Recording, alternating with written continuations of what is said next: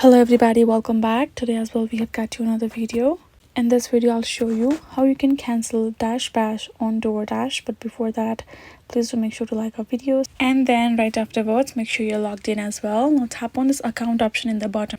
Then you will find plenty of account option on top. You simply have to tap on this option of Manage DashPass.